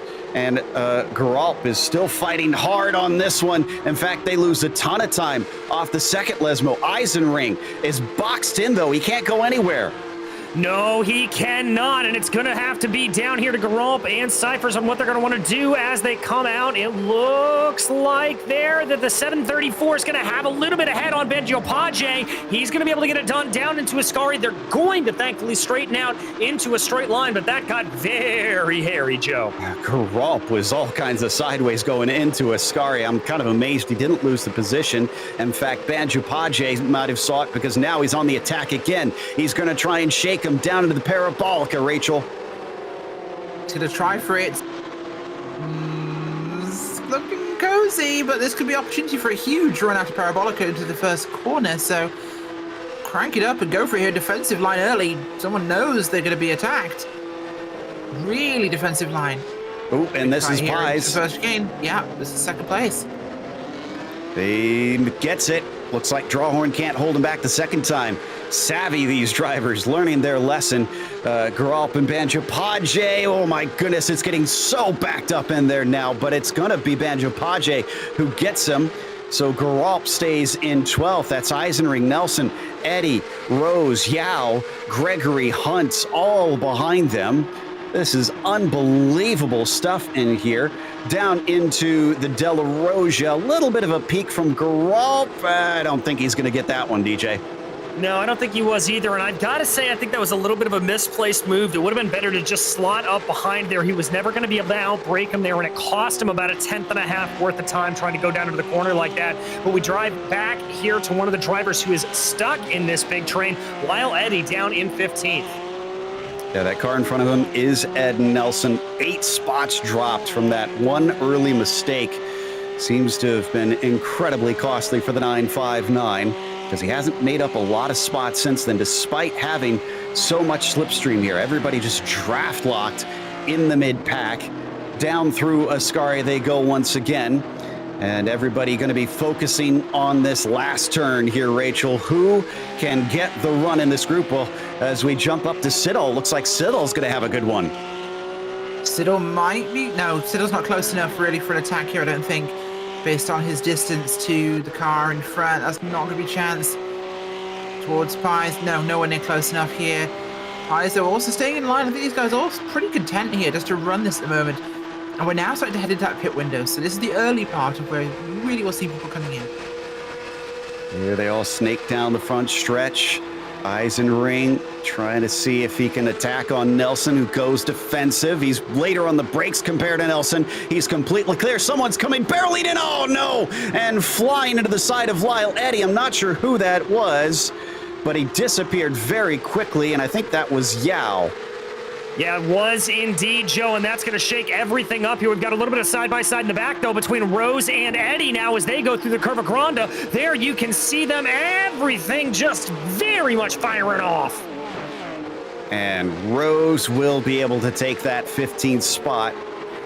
So, oh, and that was Stifle there in the 003 having an issue, and somebody else as well in the green car. That was Eddie. I'm not sure who. Yeah, Lyle Eddy had an issue there. Not what he wanted to see in this race, but oh, it's congested. Running down here. There's a lot of cars on top of each other. This could get messy into Ascari. That's being led by Banjo-Page. Stifle, who is serving his slowdown penalty, finds Geralp to his outside, and Geralp might get the spot. He does, but it's not over. Joe's going to try and see if he can slash his way right back, and unfortunately the Tiger car does not. He slows himself up, and now Eisenring and Nelson are involved, and Nelson also getting boxed in. Eisenring, maybe the long way around, coming up into the Parabolica as they fly to the final turn. No, he gets nosed out as Joe goes deep into the turn, and he is going to allow more cars by. That's Robert Rose, J.R. Gregory. It is slipping through his fingers, DJ. Yeah, it certainly is. And now because he got put off coming out of the Parabolica, he is going to be a couple of miles an hour down. He's able to get back up to speed. There is that Tiger car of Stiefel, but he's going to have to try to outbrake Eddie with the still a gaggle of cars up ahead of him. Eddie, though, is very good on the brakes here today, and he stays ahead of Joe. So, well, things finally calmed down for a moment because I'm glad we came back to Pies here. This group has started to do the exact same thing, and interestingly, Nicky Chan caught back up. Now, this is fascinating here, Rachel, because he fell a fair ways back and caught them back up. I think the 000 is holding a lot of speed today. I think he has got a lot of speed, yeah. Nicky Chan's been really fast. He's always been one of those drivers that's really been on the edge of being super fast, but has a little bit of inconsistency. This has been a much more consistent race from Chan I think we've seen in some time. So just kind of hovering close together, being led by Drawhorn. This is all 5 seconds behind Kaholik. Let's not forget that last time we saw a similar gap, DJ, between the leader and everybody else, and that just dissipated in the blink of an eye, almost literally. Exactly, and especially at a track like Monza, we've seen plenty of drivers get taken out there. Trey Drawhorn doing a little bit of weaving, going down the straight into Parabolica. You have got to be on your game constantly. Out of the final turn and onto the front stretch. Trey will have a mirror of 4 cars just breathing down his neck. Will he be able to hold them off? Pies at times has managed to get by, and he wants it once again. This time he goes for the attack. Will he pulse it all with him? That's the big question. And can he actually solidify the position much later on the brakes? Yes, he does. Chris back into P2 once again, Rachel. Yeah, gets it back up there, but the gap, of course, 5.6, 5.7 to Michael Koholik. That is a huge gap. He's run off into the distance, unlike some of the previous races. So, yeah, this is going to be a real race for second place for all these guys. Ooh, we need a replay on the 218. Gregory had a slip up that collected a few cars.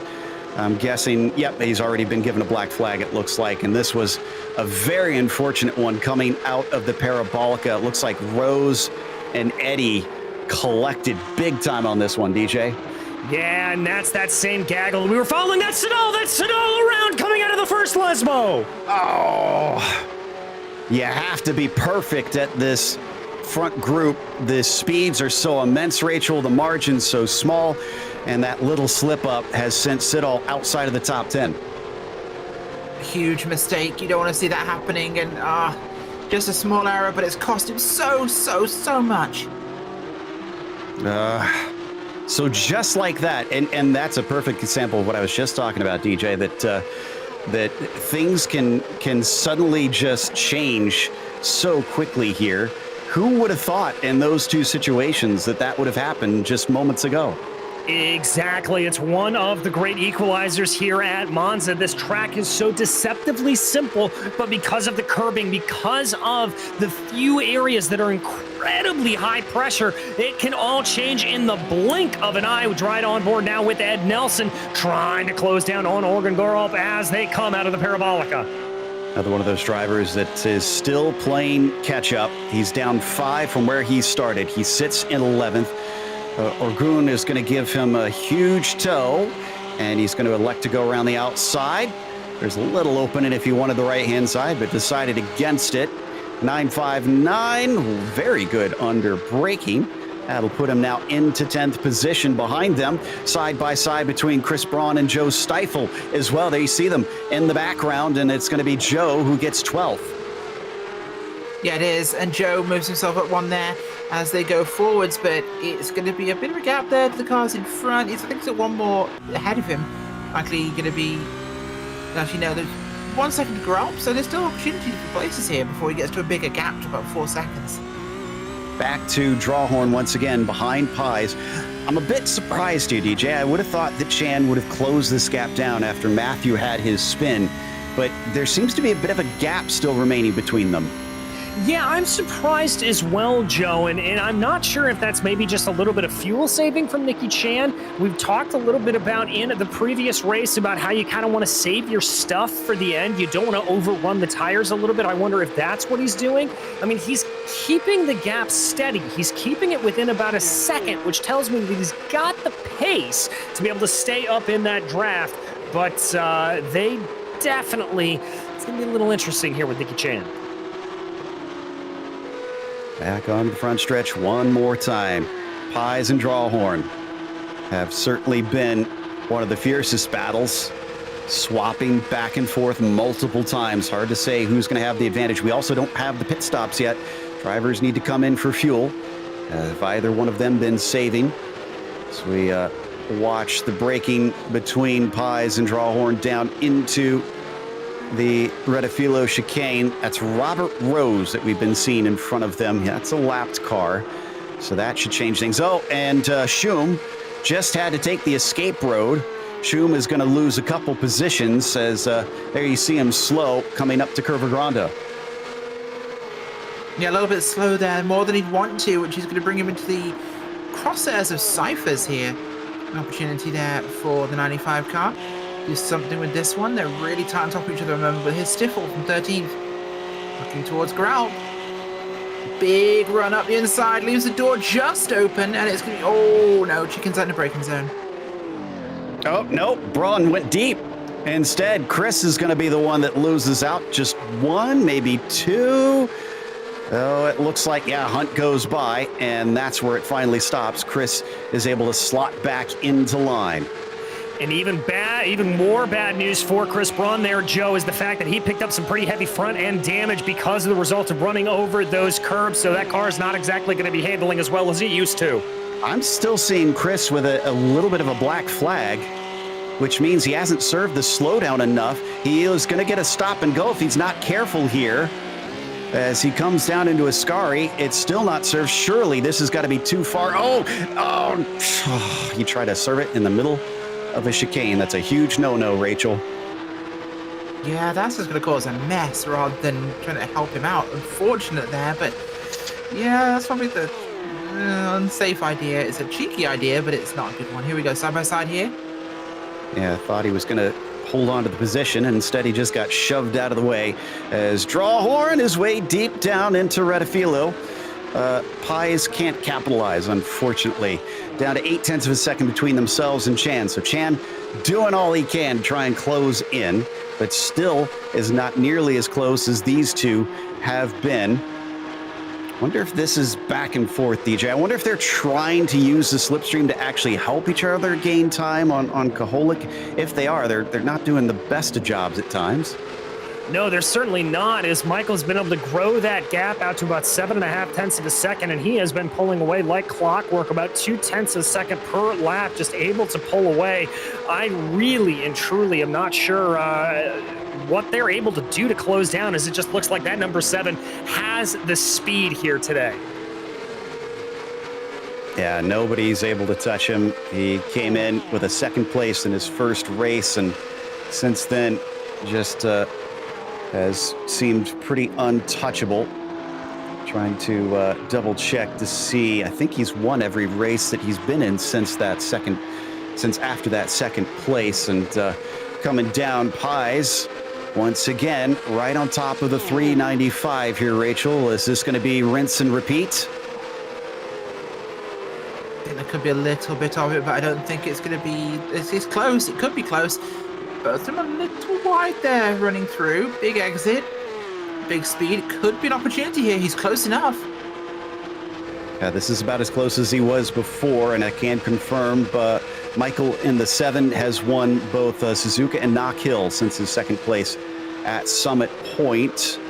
And Chris Pies does not take the go this time. However, look at that, DJ. That brings Chan down to within 0.5 of a second now. It does indeed, Joe. And Nicky Chan there, I don't think that was anything he did. I think that was frankly just a little bit of Chris Pies backing up the gap, now expanding up to about 0.7 of a second there. But Chan just running the race that I feel like he wants to run here at this point.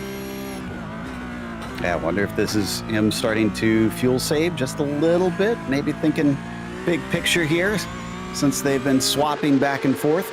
Amazingly, we've only had 2 retirements in this race, Rich Minkler and Charles Yao. 21 drivers are still out and rolling currently. These 3 are not your leaders. They're 2nd, 3rd, and 4th that you see on your screen. This is Travis Brody, however, who is down in the 7th position, exactly where he started this race. And again, watching the chance at the championship maybe slipped through his fingers, came in to this 4th in the points, and it looks like about 200 points behind Christopher Pies. For reference, a max that you can get is 325 here, so certainly not impossible, but this is certainly going to put him way out of reach of anything realistic after this one, DJ. Yeah, it really is. He is just gonna have to try to grit his teeth and bear through this the best that he can. As there's a little bit of lap traffic starting to break up in there. No, excuse me, that is for position on screen right now. Yeah, that's still Brody that we're watching on Cyphers. He's got a good run. Ooh, James Huth pits in front of them. So that frees them up a little bit. Of course, they'll have to pit later and hand that position back, but does not attack on Cyphers. So maybe Brody is also biding his time. That purple car is Shum. That is not Nicky Chan, who we saw earlier, although very similarly colored car. Yeah, it's quite similar, in fact, but it's pretty close there. Look at the onboard cameras we always get, and you see everyone's sim rooms. It's maybe that weird kind of voyeur in me. I like to see what everyone else's office looks like, or game room. We're running down here to shoot him into that second chicane. Gonna be keeping a close eye for him on those two ahead of him, because they're more likely to get into trouble or slow each other down, which provides opportunity. But with 2 cars to pass, you really need to be careful where you sling it if you do make a mistake. Yeah, the rooms definitely tell you a lot about the personality and interests of each driver. As we continue to watch Schum give chase here, but this looks to me like drivers simply holding station for the time being, getting close to where those pit stops will start happening. Jared Gregory about to be lapped. He did get a penalty earlier in this race for the incident he caused through the final turn. But watching Schum give chase, a little bit of weaving down the stretch towards Parabolica.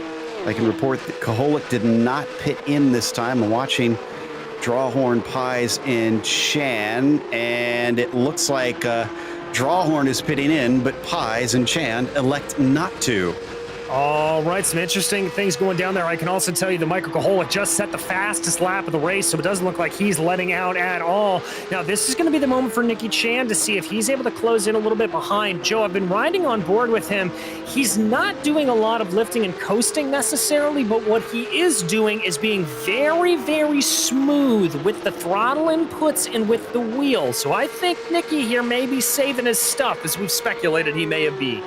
We've had 3 drivers pit on this lap: Drawhorn, Schum, and Siddall. Drawhorn's already back out on the circuit now. I believe Schum is getting ready to.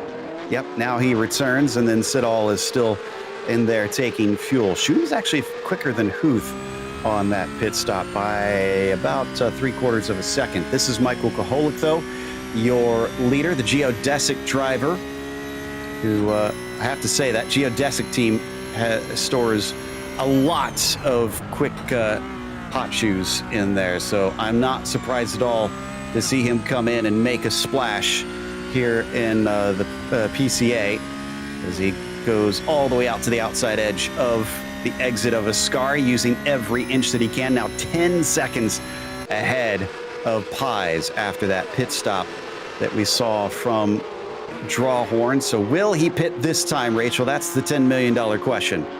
I don't know, he might, but it would be... Looks like he is. Yes, that's a big dive. Yeah, he goes for him. All right, so there's his strategy. Hopefully everything goes well for him. Pies is also in. Nicky Chan is in. I believe this is the end of the pit window. Not sure, unless somebody was really saving, that we'll see them go on to lap 14. Yep, nobody's staying out yet. Banjapage's in. Ed Nelson is in.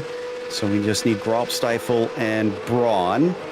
Koholik is back out. He's rolling.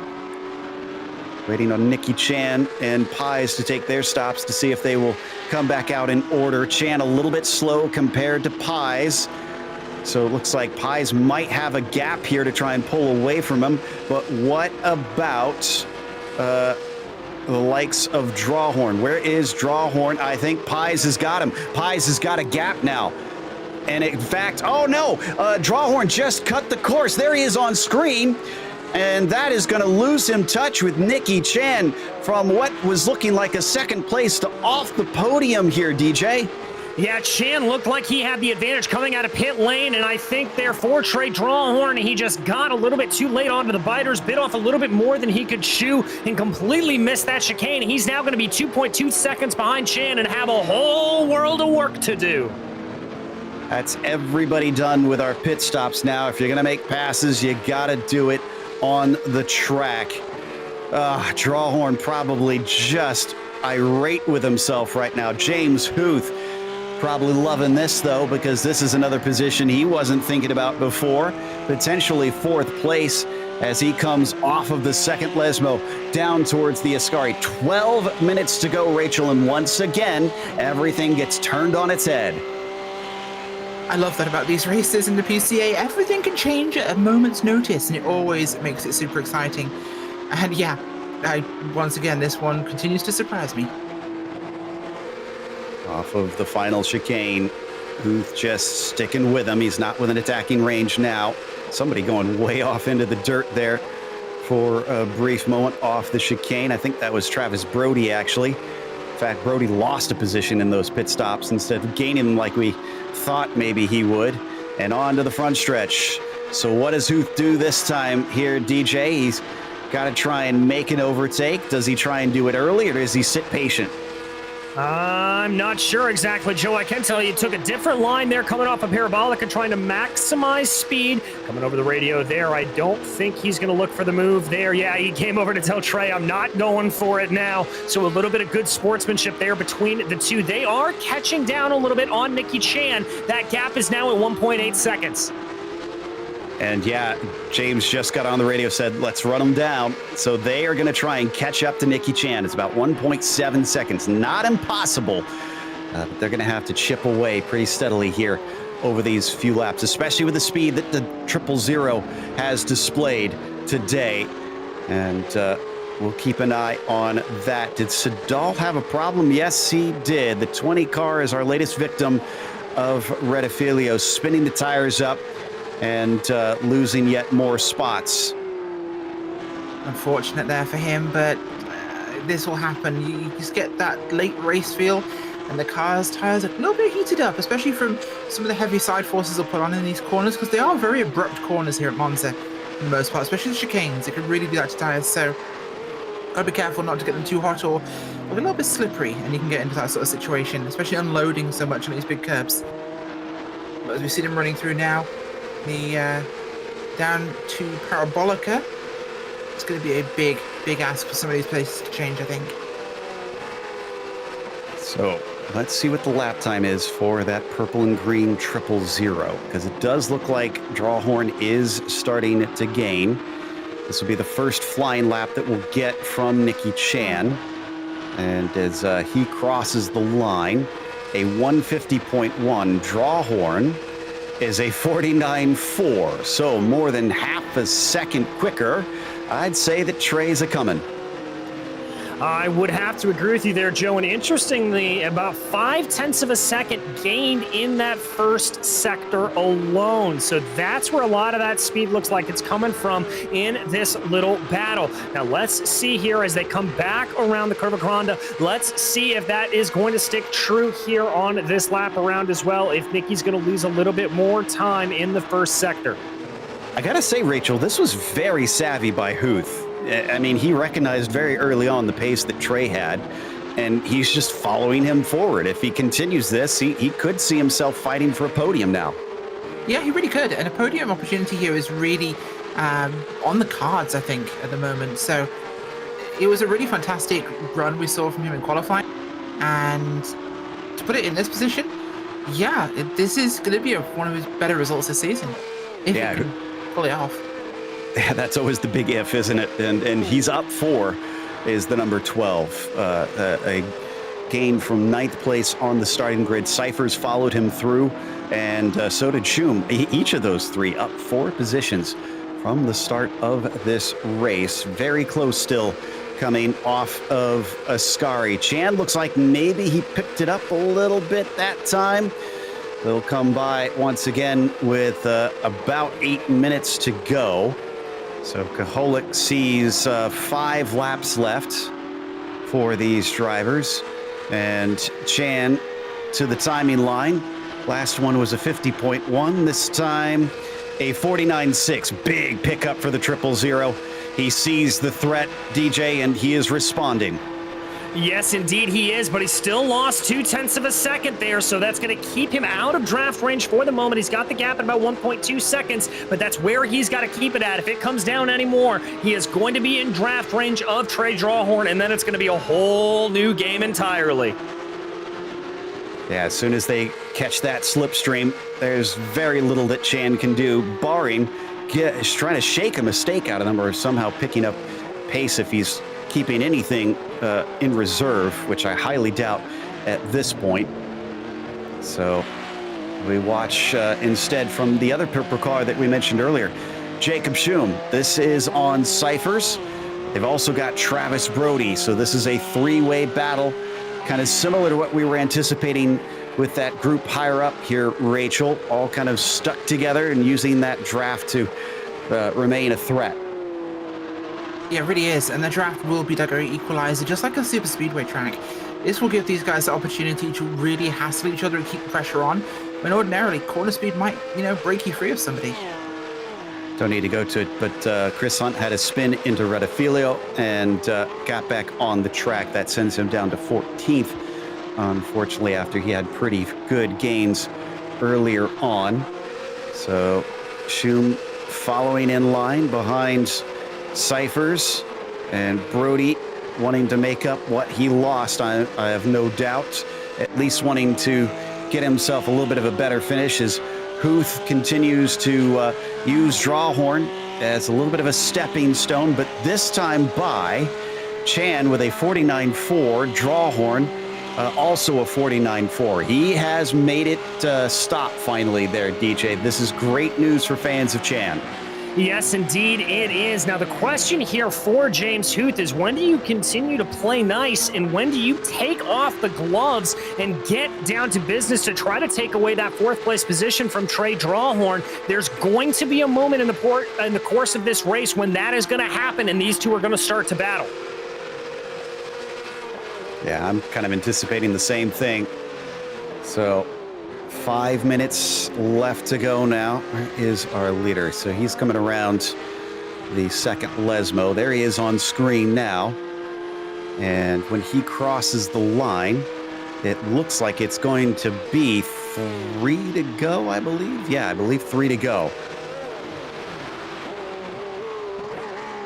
Yeah, very much is, but I don't know, with 5 minutes left on the clock, can it be done? I think it should be. They're running 148s, 149s, as he took a lot of curb there coming through Ascari. But down into the braking now of Parabolica. Looks like his pit stop was pretty average compared to the others, so not expecting him to be short on fuel either.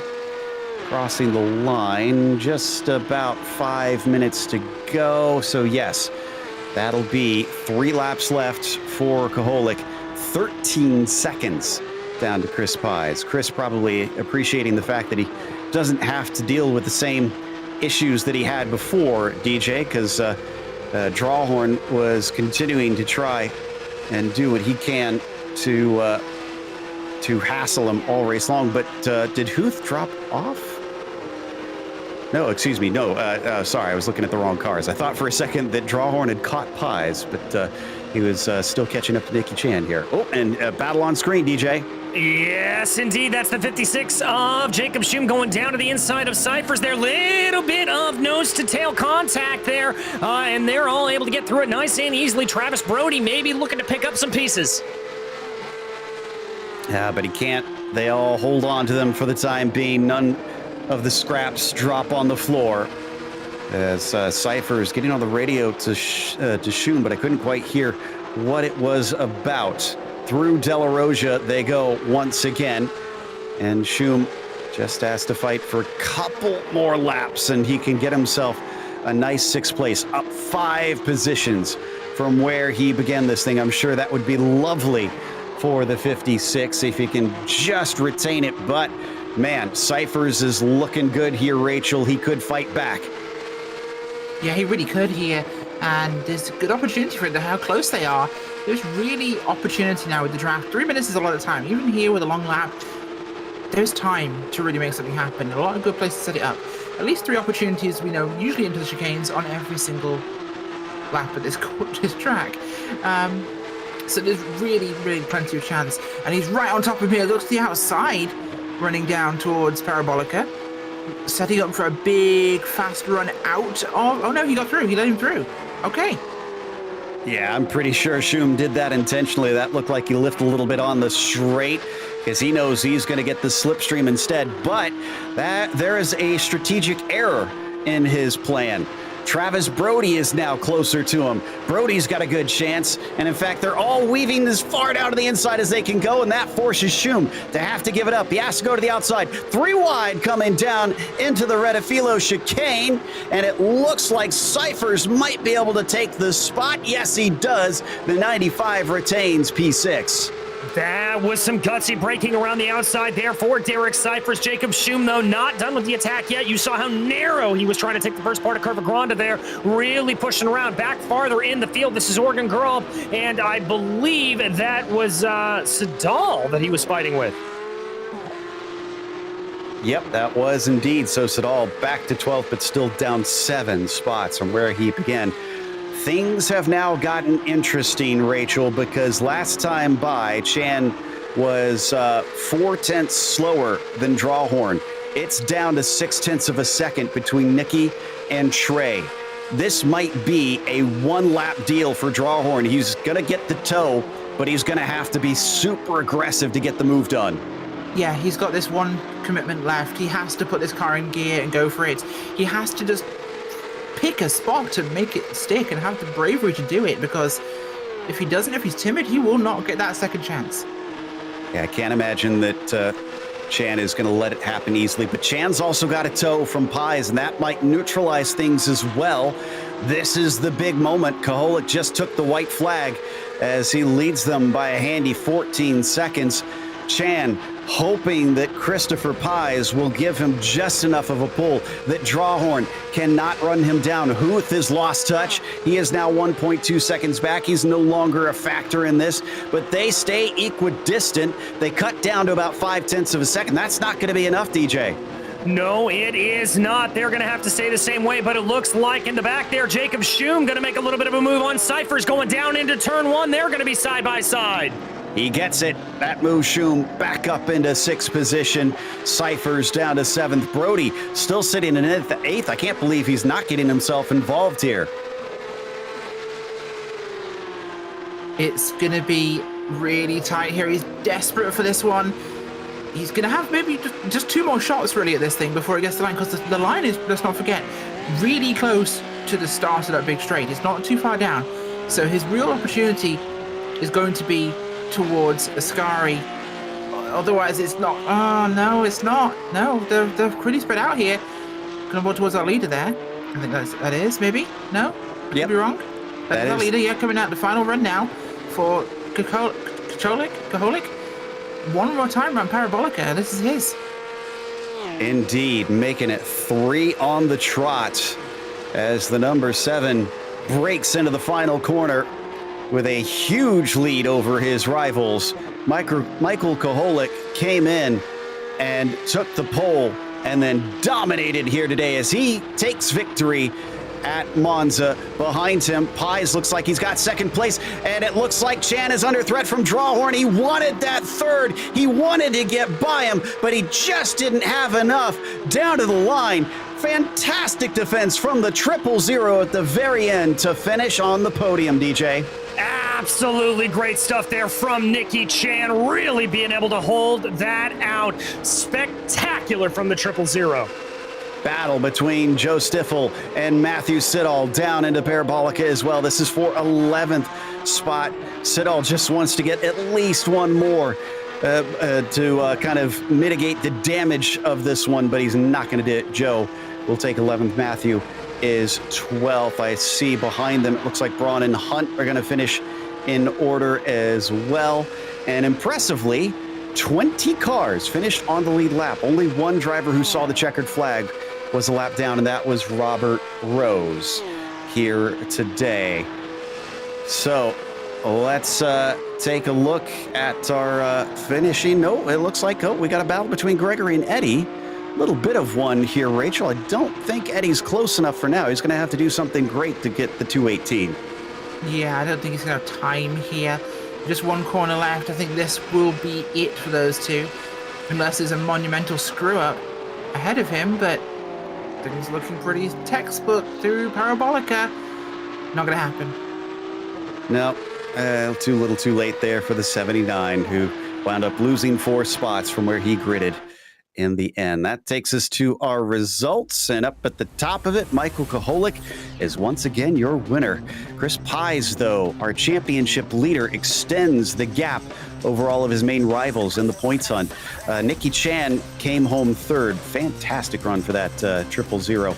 Trey Drawhorn, a little bit of a mistake there in the pit stops, and then after the pit stops meant that he had to settle for fourth. James Huth tried to get sneaky, but he didn't have the pace. He wound up in fifth, as Jacob Schum was sixth, and Derek Cyphers, who he was fighting with, was seventh. Travis Brody mysteriously lacked pace there at the end and wound up eighth. Banjo Paje was ninth, as Ed Nelson rounds out your top 10. Coming home in 11th, it was Joe Stiffel, followed by Matthew Sadal with Oregon Girl and Chris Hunt in 14th. Chris Braun was 15th, followed by in 16th, Mario Gonzalez, Ed Eisenring, Robert Cottle, J.R. Gregory, and Lyle Eddy rounding out your top 20. 21st, Robert Rosewood, Rich Minkler, 22nd, Charles Yao in 23rd, Glenn Dennis in 24th, and Stephen Chen in 25th. That's going to take us to our winner for this evening, Michael Koholik, who, as I mentioned, has now had 3 wins in a row. Michael, let's talk about the start of the race, because that seemed to make a huge difference here. The slipstream always makes it tough to try and shake your rivals, but your rivals all fought with each other into that first turn. Yeah, I got really lucky at the start because that happened. Last night we did a practice race, and Chris got a good start right behind me, and he just stuck with me the entire time. And I guess I just got to thank Trey Drawhorn for battling him at the beginning, because I think that would have been a 3-horse race to the finish if that didn't happen. Yeah, that battle for second, third, and fourth definitely stayed close the whole way. So, I mean, what did that mean for your race? Was it pretty boring up front? Was it all just management? Mostly management. This track really overheated my tires in practice if I was pushing too hard. And so once I saw that I was getting a little bit of a gap, I knew that I could save some fuel to mitigate that if Chris decided to just save behind Trey, and then also just keeping my tires cool. Well, 8 races in a series here for the PCA. So Zandvoort will close it up. Can you sweep the latter half of the season? I'm not answering that question right now. We'll see when we get there. All right. I don't blame you. That was Michael Koholik. Thanks for coming and talking to us here, and congratulations on the win. Thank you. So up next, I believe DJ has caught up with Chris Pies, who finished second here today. I have indeed. Chris, a little bit of a tale of 2 races there for you. The first half of that looked like you were locked in battle the entire time, and then you just called that pit strategy right, and relatively smooth sailing after that. Yeah, it was a bit crazy out there at the beginning. I was trying my hardest to get up on Michael and use his draft, but Trey and I did a little bit of battling, and I let Michael get away. And at Monza, if you lose that draft, that's it. So pretty much knew very quickly once Trey and I were battling in the first 10 or so laps that Michael was, unless he made a mistake, he was going to be uncatchable. Well, I mean, outside of that, talk me through that battle with Trey. I mean, how much were you really having to look in your rearview mirror there, and how much did that battle really affect your decision to pit when you did?